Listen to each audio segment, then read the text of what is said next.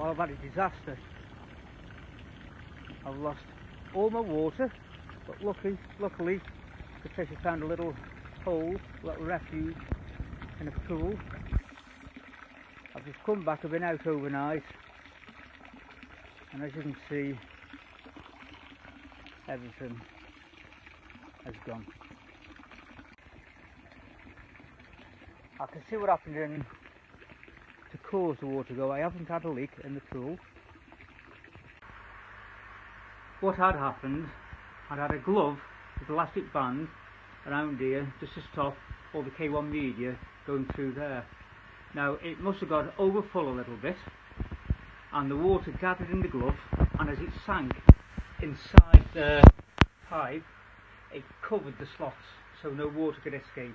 The consequence of that was that the water overflowed the top of the barrel, and when I came, let's say half an hour ago, the floor was covered in A1. I've just gathered most of it up and I've put it into a little bucket.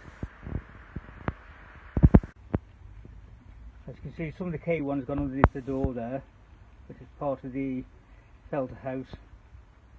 So I'll have to gather that up. There we are, so I'll have to clean all that up. It's full of all sorts of dirt and muck and gubbies. So I'll clean that up. And it's going to take me all night now just to fill the pond. Looking on the positive side, when I first built the pond, I forgot to take how many gallons it holds. So what I'm doing now is just that and measuring it. This water meter, I've got Gardena to measure the water, and that'll give me an idea at least now how much water I've got in the pond. I've always suspected around about 3,800 to 4,000 gallons. Let's see how far out I am. On the fish's hold side, I don't think I've lost any fish. At least I'm hoping not. As soon as I've refloated everything, I'll find out.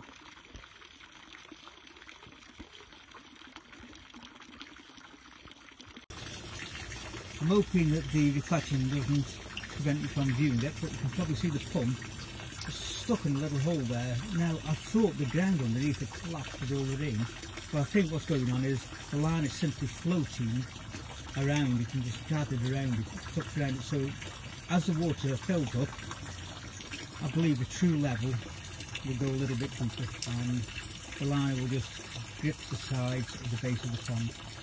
So it is definitely deeper than that. This is where the line is starting to float up. Disaster! Ouch!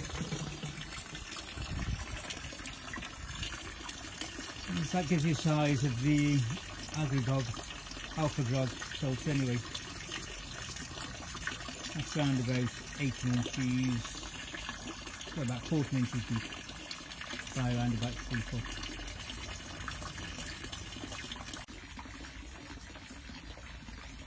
I think I mentioned before that when I first came I saw a heron on the top of the bridge there, and it's because the water was so low it could see the fish really clear. So I simply became unafraid of that, so I put that right next to the pond now, and hopefully that prevents or discourages the heron from returning. I don't know now. It's got too brave, it's seen the fish, and it's not been here for months, and now it's here. Anyway, I think we're trying to eat all the food this gathered.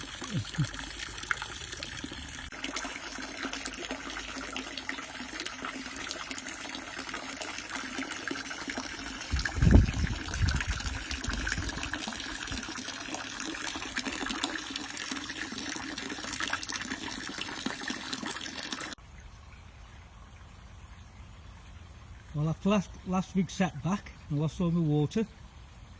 I'll have to fill it up, and as you can see it's a little bit blue, and there's a reason for that.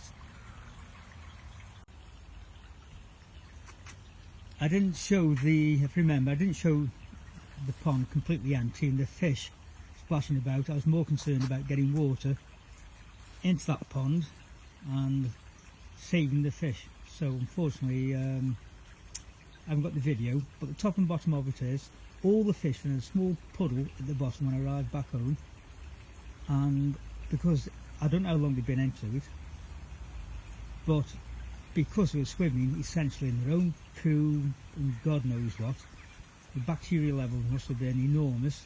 And what I found after a couple of days, one or two of them started to develop little white spots. I haven't pulled them out of the pond, but it looks like itch at the end of the day. So I don't want to stress them out anymore from last week. So what I've done is put some formaldehyde and some malachite in, which hopefully will kill the problem, not the fish, the problem. So as you can see, I bought, I think it's a 5-litre container of formaldehyde off the internet. Now I normally use NTL Labs, but this is the same stuff, 30% concentration, and it cost me a fraction of the price of the well-known names, and it's the same stuff. It cost me, if I remember now, about £20 for 5 litres. That would last me an absolute age. Bear in mind, you don't let it drop below 10 degrees, otherwise the substance is created in the formaldehyde, which is incredibly poisonous. What I also put in was a quantity of malachite. Formaldehyde and malachite can be mixed. It's one of the few chemicals that can be mixed and put into a koi pond. Now, as I mentioned in the one of the other previous shots, one of the good things about the pond emptying was I was allowed to measure it precisely. What I've got is a Gardena water flow meter.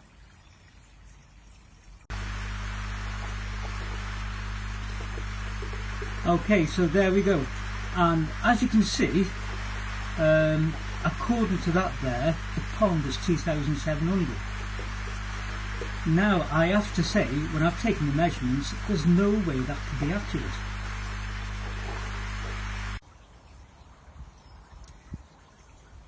As you can see, it is an odd shape, the pond, but I've measured it all the way around. It has something like an 80-foot circumference, and yes, there's an incline down to the bottom depth of the pond, but even when I've taken that into account, I've still calculated it's got to be around about 3,500 gallons to around about 4,000 gallons.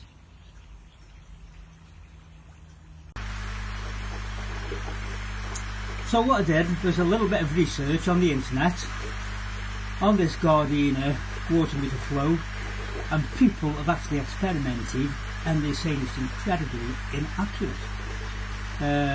One or two are saying up to 25% inaccurate, that actually the water that flows through it, generally speaking, is far more than it actually shows on the indicator. So where does that leave me?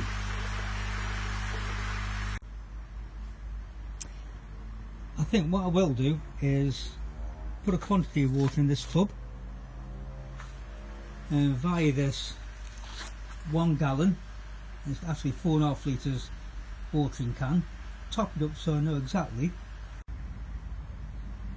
how much water goes into it, and I'll use a water flow meter and look at the discrepancy. At that point I can see what percentage it's out and calculate precisely what the gallons in that pond is. That's the only way I can do it, so when I do put medication in, a bit more accurate. However,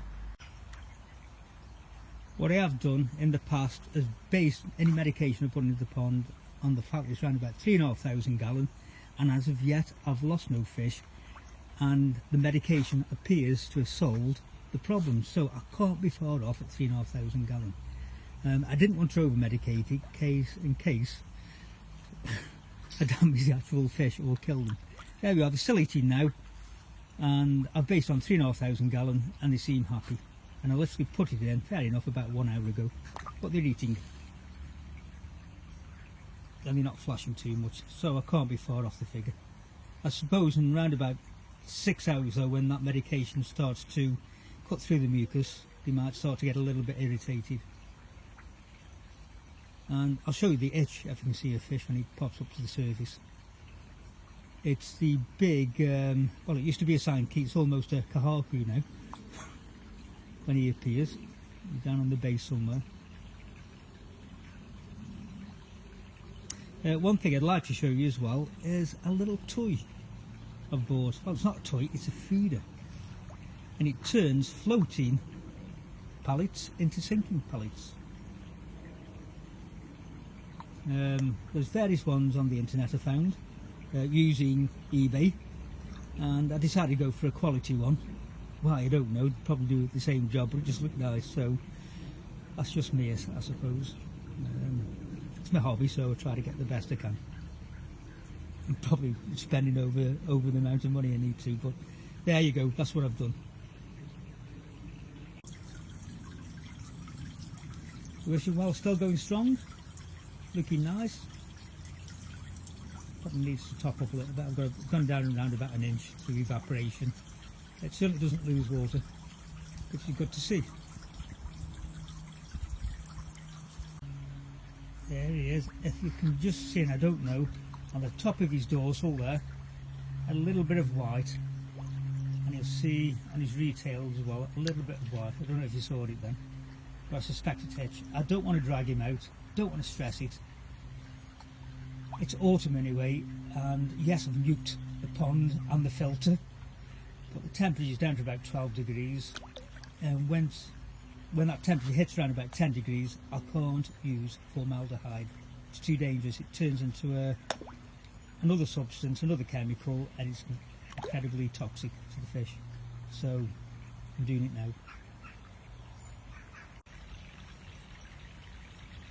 One little thing I've added to the pond is this little ring just around the skimmer. It's no arse skimmer. It's attached to the pump I've got, and the pump itself's got 2 inlets, and it's quite effective actually. However, the problem is when the automatic feeder kicks off, the pellets go into the pond and clearly get drawn straight down the skimmer. So while I'm here, what I have to do temporarily is to put that ring around it.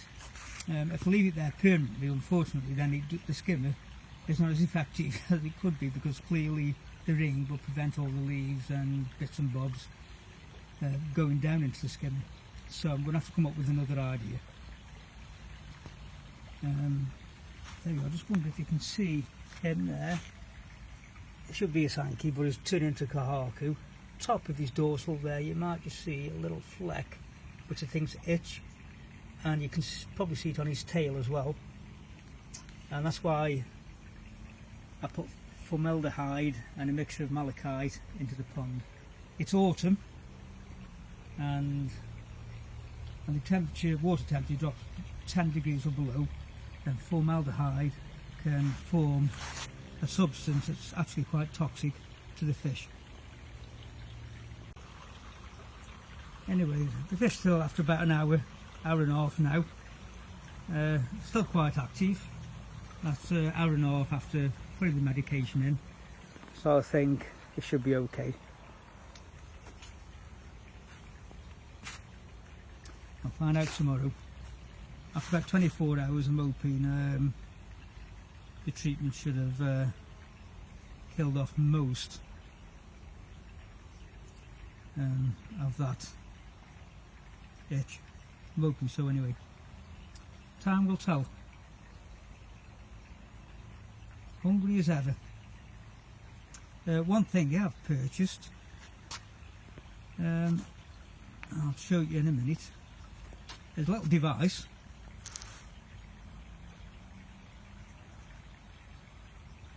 that turns floating pallets into sinking pallets, and I'll show you in a jiff.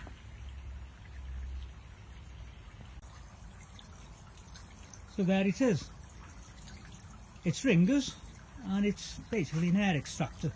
What you do, you put the pallets in the bottom, fill it full of water, pull the plunger, and it extracts all the air. And I'll just show you that now.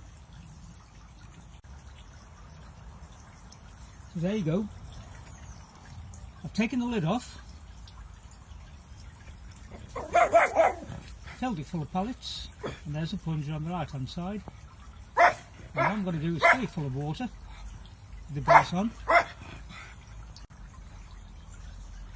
So there you go, plunger on the top.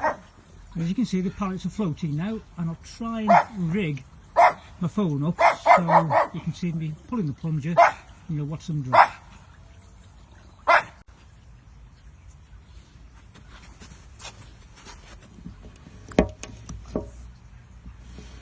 And there you go. The air's extracted and you see the pallets have dropped.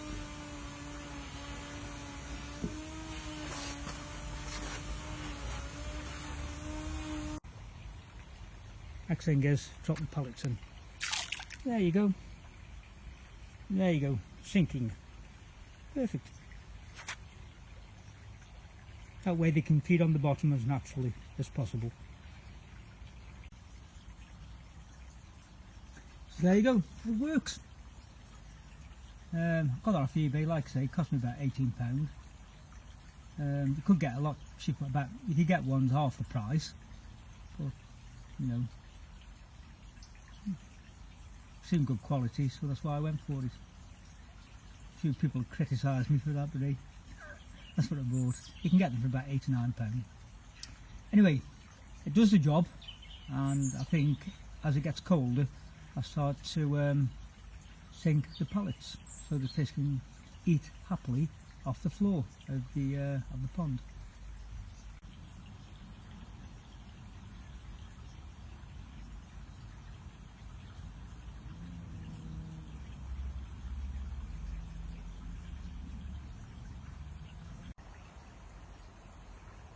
One thing I'm not quite happy with, to be honest, is I've put that there all summer, but I don't like it. It needs to be disguised. So I'm going to put some sort of housing around it to make it look like a, I don't know, small lantern, something like this. The two little black ones there. Or maybe a pagoda. I don't know. I think what I'll do, I just hide it in the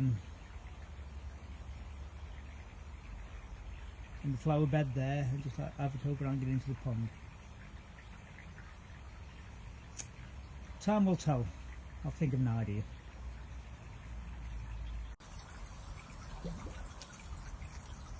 Leaves are starting to fall. That's another job for tomorrow if it's not raining. Clear all them up before we get blown into the pond. Anyway, what I would like to show is this little feature just underneath the arbour. What I'm not sure about is the white background. It's bright white and it's too stark. I like the red, but not the white. I think I'm going to have to change that to an ivory based colour, just to dull it down just a little bit. Not quite what I'm trying to get the garden to look like. Anyway, what I would like to show you though is this wishing well at night. Get the fountain all lit up, and I'm hoping the video I'm about to show you now highlights it, and also going to show you the lights in the garden pond itself. I'm not sure how good this iPhone is for capturing nighttime video. I'm about to find out.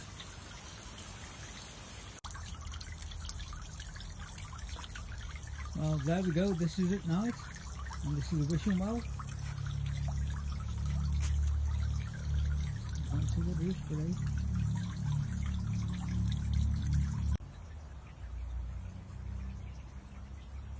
In the sitting area, I've only got one set of cushions down. Music when we want it.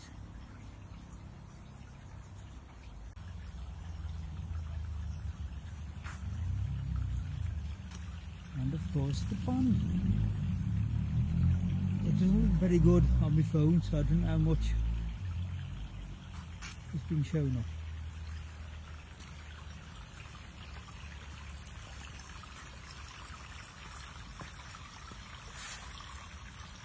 It's a waterfall. I just wish it looked a little bit brighter on the phone.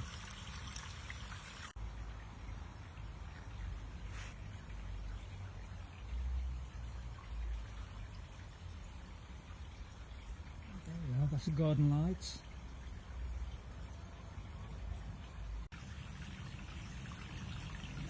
The bridge. And it's way too well for fish to focus, but I don't think it will. And there you go. The garden at night.